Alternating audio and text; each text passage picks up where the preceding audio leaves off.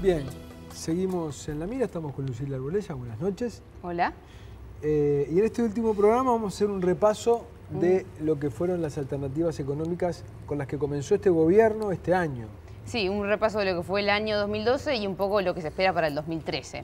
Por eso tenemos una primer placa donde hablamos cómo fue el primer semestre y cuáles eran las preocupaciones del primer semestre, que es una alerta por la crisis europea, una desaceleración de las economías emergentes y controles desde Argentina.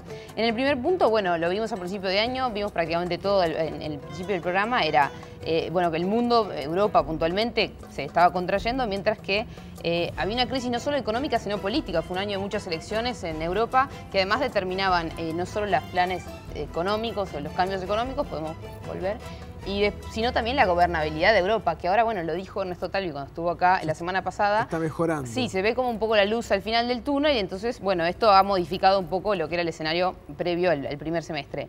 Después, desaceleración de las economías emergentes, porque economías como China, como India, puntualmente para nosotros la importancia que tiene Brasil al lado, estas economías que le estaban nutriendo mucho al mundo, que se empieza a ver un enfriamiento, en particular en el caso de Brasil se ve claramente un descenso de lo que es... Pero según Talvi también empiezan a... También esto empieza a repuntar. Comprimir. El único que se mantiene todavía como una política puntual y que a nosotros particularmente nos perjudica son las políticas en realidad que está generando Argentina, controles de cambio, restricciones de importaciones. En este verano quizá tengamos alguna prueba más concreta de Exacto. cuánto impacta todas esas medidas. Sí, ¿no? sobre todo lo que va a ser el turismo de la segunda quincena, etcétera. Pero después, un poco cambia la idea en el segundo semestre y el foco va más a la política macroeconómica doméstica, que es, tenemos otra placa también que es competitividad e inflación. Esas son las dos grandes palabras del segundo semestre. Que es como decir dólar e inflación. Exacto. Vimos un poco en uno de los programas cuáles son las variables que afectan esto y la idea de hoy es ver, qué se vislumbra para el 2013. Sí. A noviembre cerramos con una inflación del 8%, anualizada del 9%. Cuando el objetivo inflacionario del Banco Central Uruguayo es entre un 4 y un 6. Entonces, claramente, digamos... Estamos muy arriba. Sí, estamos muy por encima, más allá de que estamos abajo del 10, que parece ser como el límite superior. Pero hablando con analistas, después tenemos la opinión de Gabriel Odone, lo que ellos plantean y que nosotros compartimos es que esto es un escenario que se va a mantener, de una inflación que probablemente no llegue el año que viene tampoco a 10%, pero es difícil de que entre en el rango metainflacionario. Y en cuanto al tipo de cambio, igual... sobre todo además cuando globalmente el dólar está bajo, por ahí en la región no tanto, estamos además en una región que ha tomado medidas proteccionistas, han depreciado su moneda en algunos países. Y puntualmente las recomendaciones de política, por reducir gasto, no parece, el gobierno planteó esto como una opción que no es viable. El dólar está bajo y todo indica que va a seguir estando bajo si quieren utilizarlo como herramienta para luchar contra la inflación. Sí, parece ser... la variable de ajuste un poco de la economía, ¿no? De la macroeconomía de hoy, el dólar, y así se va a mantener. Se espera que se mantenga así. En el próximo año las expectativas del Banco Central hablan de 20% más o menos en promedio el dólar el año que viene. Pero puntualmente, ¿qué es lo que tiene que hacer? Marcar una política, una coordinación de la política macroeconómica, eso es lo que debería hacer el país, sobre todo para generar expectativas creíbles, y eso es sumamente importante, sobre todo en casos como la inflación. Si uno tiene expectativas que no son creíbles, después se generan problemas como, el caso, por ejemplo, de la bebida, puntualmente lo que pasó en el sector de la bebida, y de hecho habla un poco más de esto Gabriel Odone en un tape que tenemos, si querés lo podemos ver. Vamos a ver a Gabriel Odone, economista de CPA Ferrer. Nosotros tenemos más de 2 años donde la meta de inflación ha estado entre 4 y 6, o sea que el rango meta es 4 a 6, pero que entonces eso quiere decir que el centro del rango, que es 5, debería ser la meta a la que el Banco Central persiga, pero tenemos más de 2 años donde esa meta no se cumple. ¿Qué está detrás de eso? Yo creo que en el fondo las autoridades tienen un compromiso débil con esa meta. En realidad, en el fondo, las autoridades... Su compromiso creíble y verdadero es que la inflación esté por debajo del 9% y que están dispuestas a tolerar una inflación en torno del 7% y que se empiezan a preocupar cuando la inflación se consolida en torno al 8%. Esa es la realidad, lo único que la meta del Banco Central no refleja esa realidad. El episodio que acabamos de vivir en la bebida de alguna manera refleja esto. Los consejos de salarios hasta ahora tenían una meta de inflación esperada en 5% y ya mostrando una cierta desconfianza en términos de del cumplimiento de ese compromiso, la mayoría de los salarios en Uruguay tienen un correctivo al final del año calendario, al final del semestre calendario, que indica el desvío entre la inflación esperada y la inflación registrada. Eso ya muestra que los acuerdos contienen un mecanismo de corrección porque presumen que la inflación puede no cumplirse. Pero además de eso, ahora se agregó en el caso de la bebida que las dos partes habían acordado una inflación esperada no de 5, sino de 7, lo cual indica que por lo menos algunos sectores están pensando en una inflación superior al 5%. Yo te diría que en el sector privado no hay nadie que crea o nadie que espere una inflación del 5%.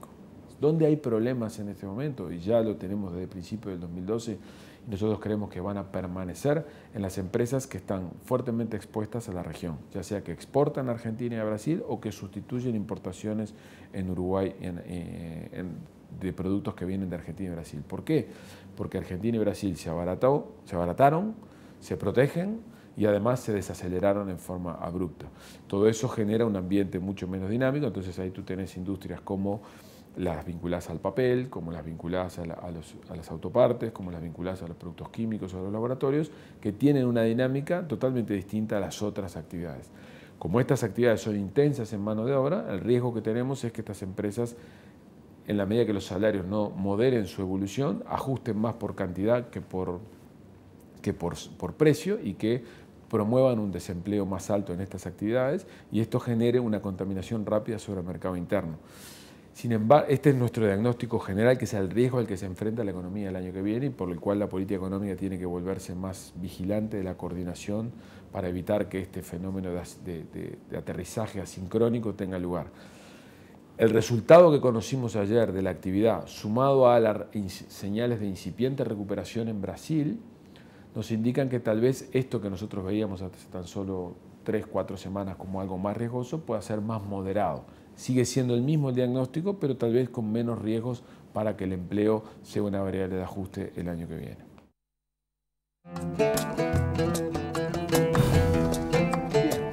Bien, O'Donnell nos habla un poquito de qué es lo que se espera, pero además eso nos trae lo que son los desafíos futuros para el año que viene. Tenemos también una placa sobre esto, que son básicamente 3, definir claramente cuál es la política exterior del país.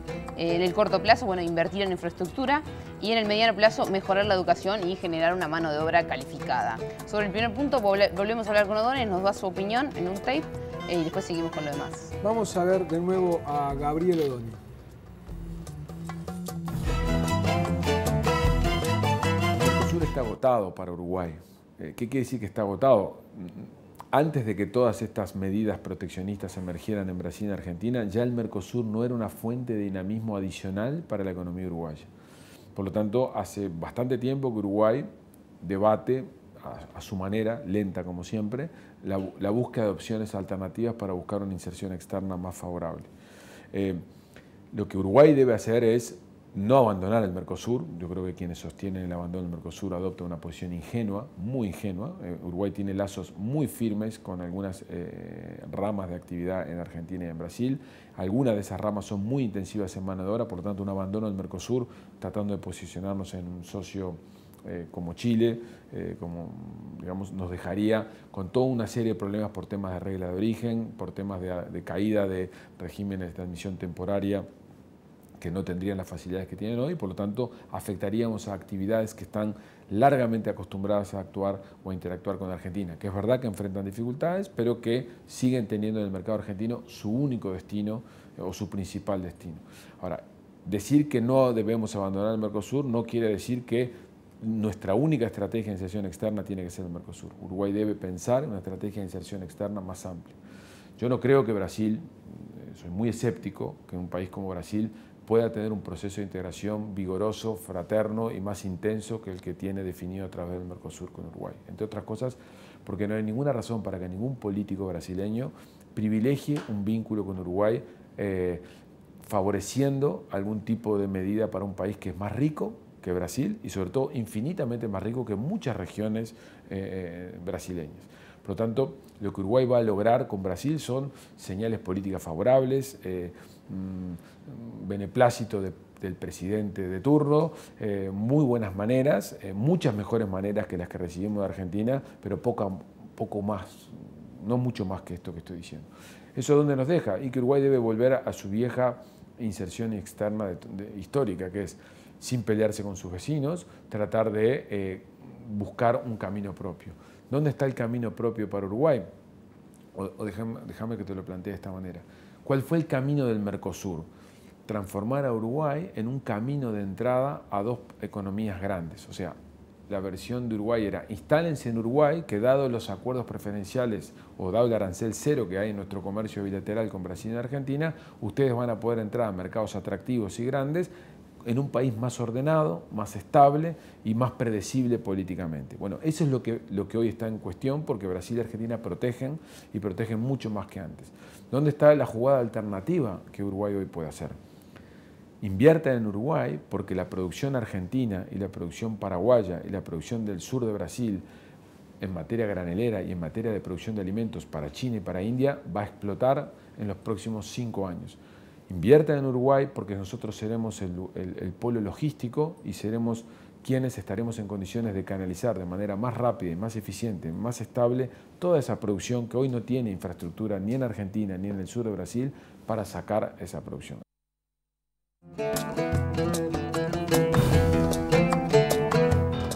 De los 3 desafíos, Odone hablaba del de política exterior y nos quedaba inversión en infraestructura. Sí, el cuello de botella en el corto plazo, digamos en los próximos 5 años, sigue siendo la infraestructura. Ese término lo usó el presidente de la República, precisamente, cuello de botella.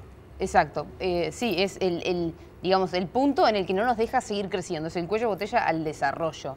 Y puntualmente, como decía Odone, se ve un panorama donde en los próximos 5 años va a haber una gran explosión granelera en los países de la región, y Uruguay tiene la oportunidad de posicionarse como la persona que movilice toda esta producción a través de Uruguay, que la movilice hacia China puntualmente, que va a estar interesada, Europa también, otros países europeos, pero para esto se requiere una gran inversión. Se requiere una política seria sobre por ejemplo, el puerto de aguas profundas, inversión que probablemente no solo sea del gobierno y de los privados, sino también probablemente de sectores públicos extranjeros o, digamos, de grandes inversiones, y para esto tiene que estar muy claro que se quiere hacer. Sobre todo, además, para también darle más desarrollo a la economía doméstica. Después, en el mediano plazo, seguimos con la educación obsoleta que tenemos y somos buenos generando profesionales medios, salvo excepciones por supuesto, y obreros medios, pero para competir en la economía global todavía parece que estamos un poco rezagados. Uruguay va a crecer al 4%, no está mal, sigue teniendo un consumo persistente, tiene problemas de inflación, etc. El año que viene va a ser un buen año, si bien al principio de año parecía que todo se iba, pero bueno, seguimos con una educación pobre, mantenemos un problema de infraestructura, y eso más o menos va a ser cómo nos vamos a mover. Probablemente seguiremos hablando de inflación y de tipo de cambio. Muy bien, Lucila, te agradezco mucho y te agradezco, y fue un honor haber compartido este año contigo, realmente. Gracias, igualmente. Muy bien, nos vamos a una tanda y cuando volvamos vamos a ver ese informe sobre el embarazo adolescente.